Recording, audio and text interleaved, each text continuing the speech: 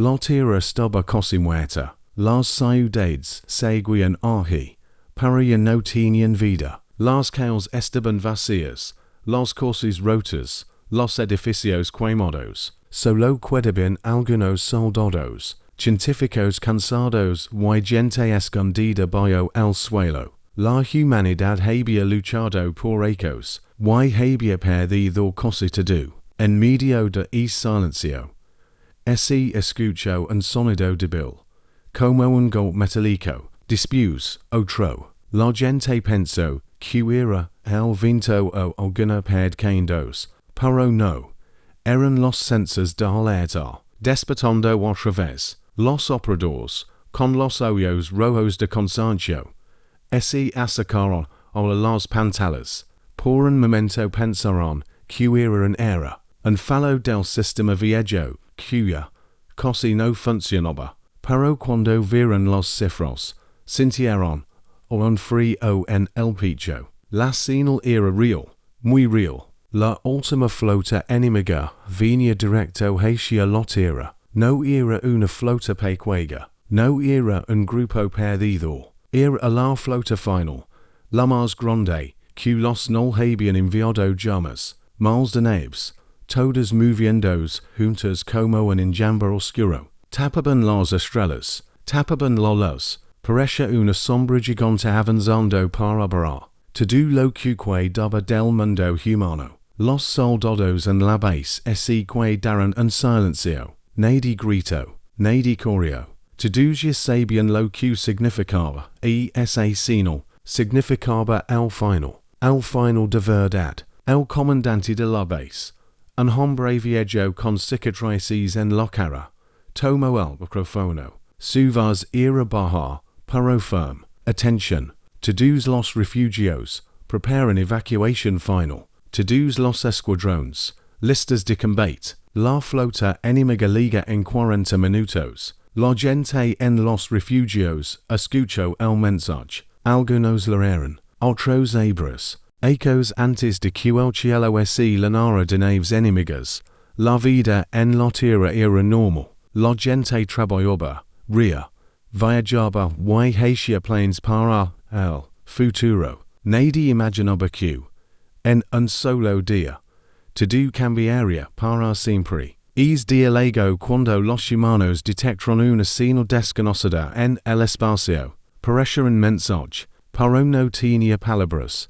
Solo un pulso extraño, repetido una y otra vez. Los científicos pensaron que tal vez era una civilización amiga. Algunos socaban con conocer otras especies. Compartir tecnología, aprender del universo. Para la realidad fue muy diferente. La señal no era un saludo, era una advertencia. Y luego demasiado tarde. Unas semanas después, el cielo se abrió. Como si alguien lo hubiera cortado con un cuchillo. De ese agujero gigante salieron los primeros naves de los no. Eran naves negras, sin ventanas, sin luces, sin forma clara. Parecía que estaban vivos, respirando. Y no venían a hablar, venían a conquistar. La primera batalla duró minutos, no horas, no días, minutos. Las defensas humanas se derrumbaron, como si fueran de papel. Los no demostraron que tenían tecnología siglos más avanzada. Podían apagar sistemas enteros con solo un pulso. Bloqueaban comunicaciones, rompían escudos, destruían ciudades enteras sin bailar de sus naves. La humanidad intenta resistir. Enviaron ejércitos, flotas, armas nuevas. Pero cada victoria humana parecía molestar a los no. Ellos no entendían. Porque los humanos peleaban. Tanto si todo estaba perdido. Para ellos, la resistencia humana era un insulto. Los no siguieron atacando planetas colonizados, estaciones espaciales, centros de investigación. Cada golpe dejaba cicatrices profundas. Familias enteras desaparecían. Las ciudades se convertían en ruinas gigantes.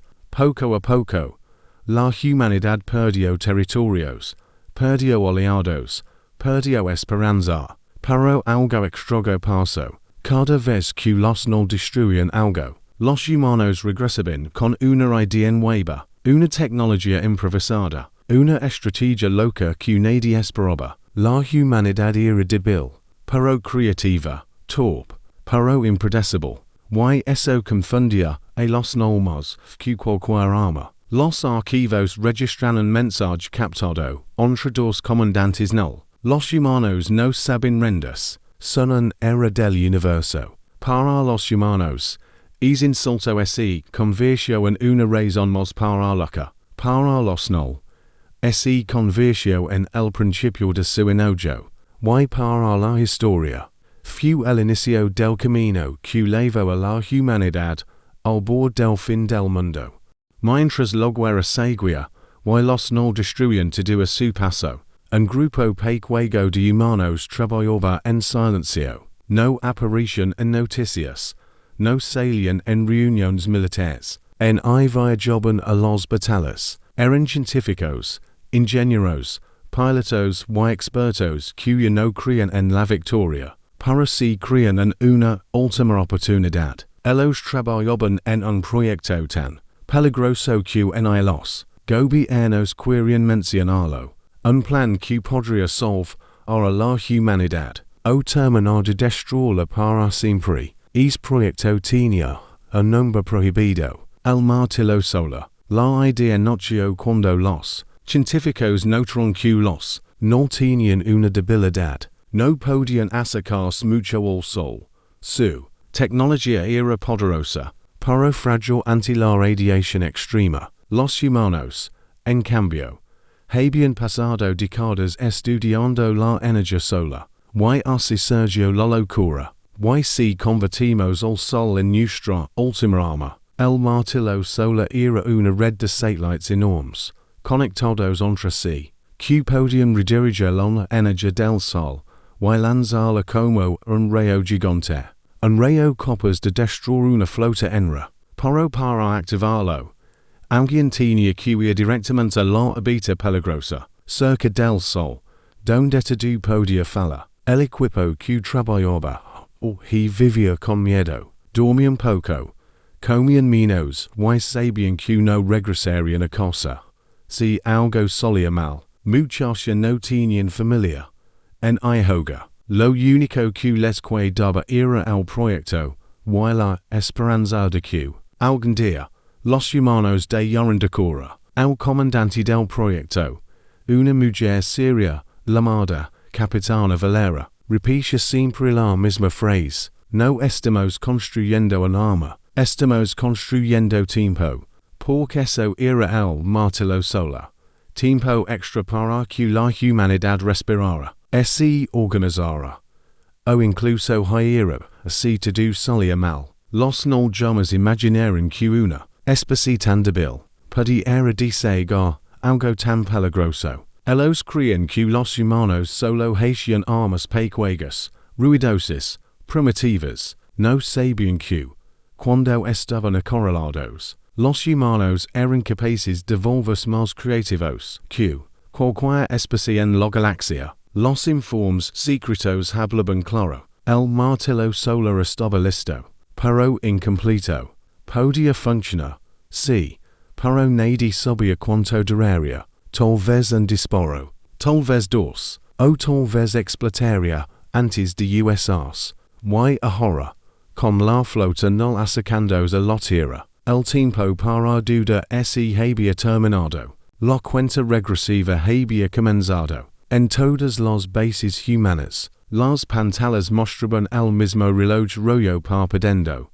39 minutos, 38, 37. Cada segundo caía como una gota pesada sobre los soldados y civiles que esperaban en silencio. Los refugios estaban llenos, pero nadie hablaba. Todos escuchaban un solo sonido, el latido de su propio miedo. En la órbita de la Tierra, los sensores se activaron al máximo. Primero captaron pequeñas sombras moviéndose rápido. Después, las sombras crecieron demasiado. Las naves enemigas aparecieron, como si surgieran del vacío. Miles de silhuetas negras avanzando de forma perfecta, sin fallas, sin errors, era la flota null, la más grande jamás vista. Los pilotos humanos observan la escena, des sus cabinas, algunos tragaron saliva, otros apretaron los puños, sabían que sus naves eran viejas, algunas reparadas con piezas improvisadas, otras sostenidas con cinta y suerte,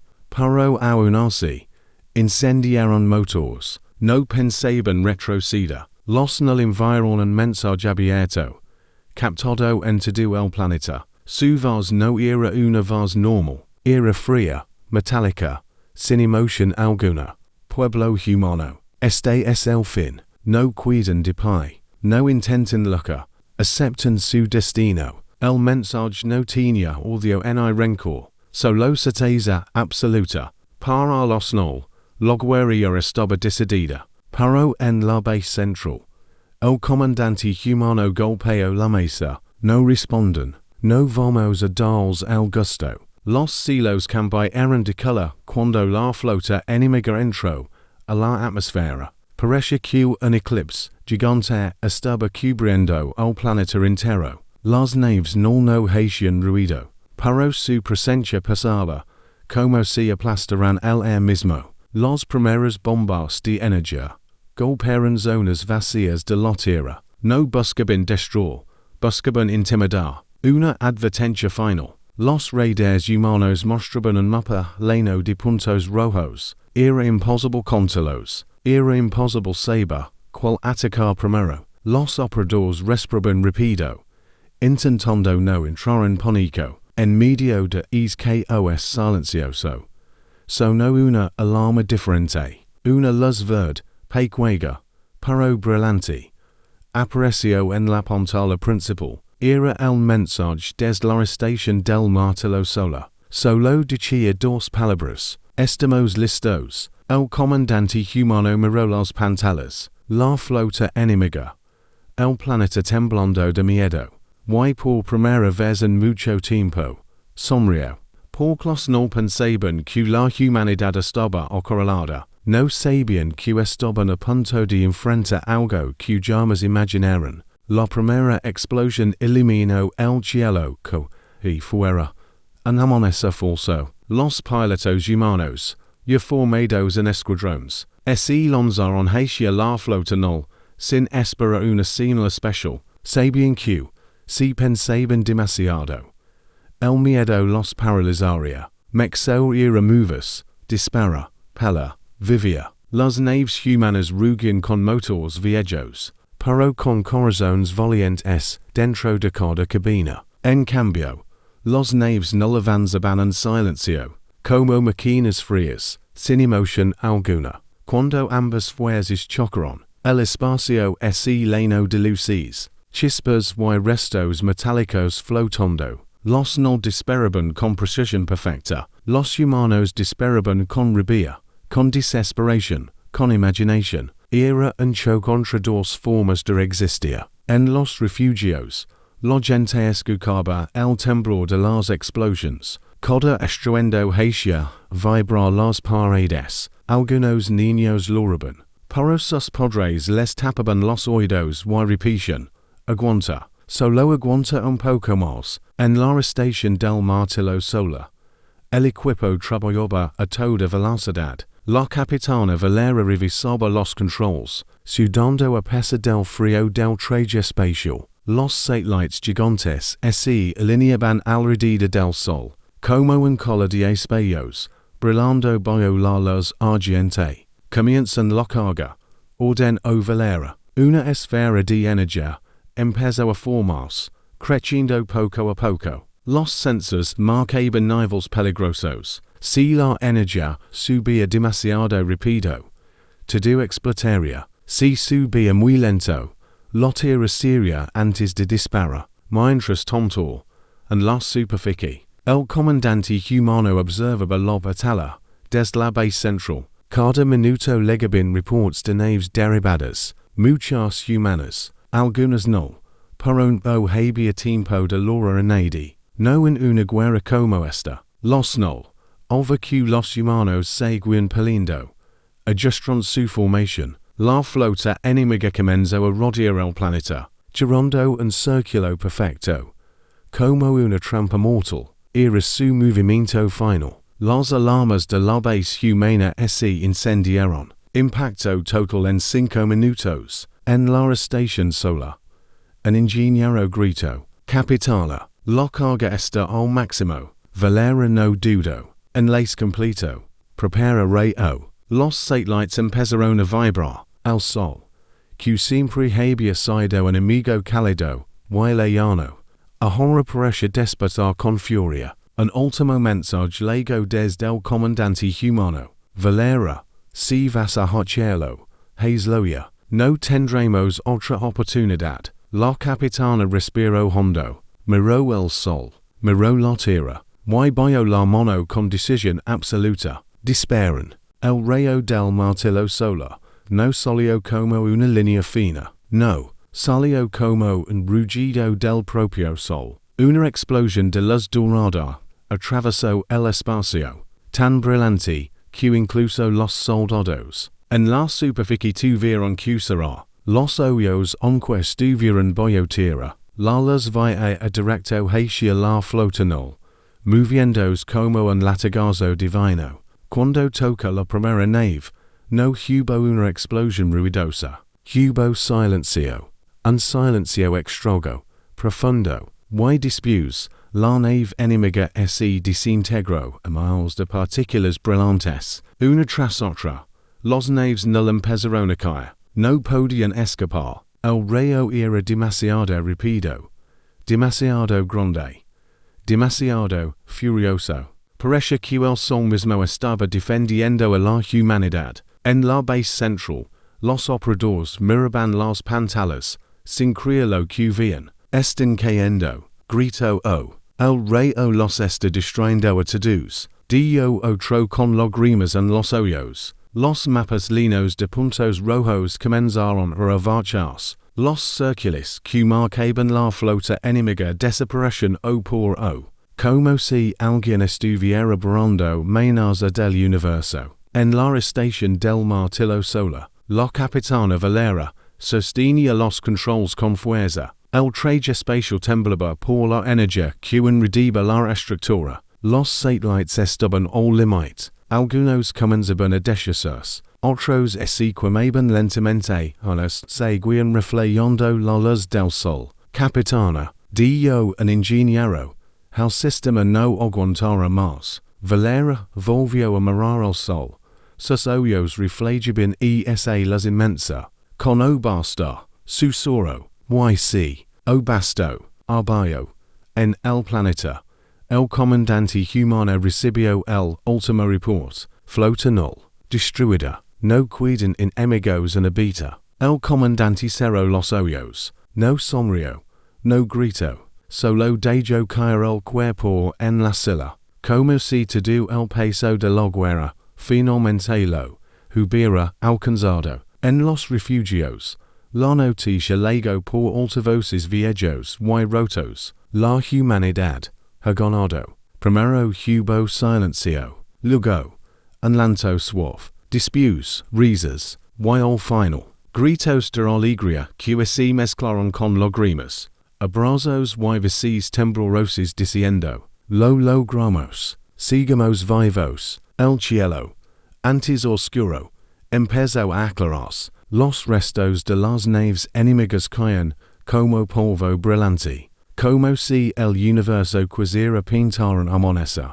nuevo después de tantos ecos de sombra. La humanidad había estado al borde del fin, había perdido mundos, familias, ciudades enteras, había soportado dolor, miedo y silencio, pero al final, no se rindió, y por eso ganó. Esa fue la última victoria, la victoria que escribiría el comienzo de un nuevo futuro.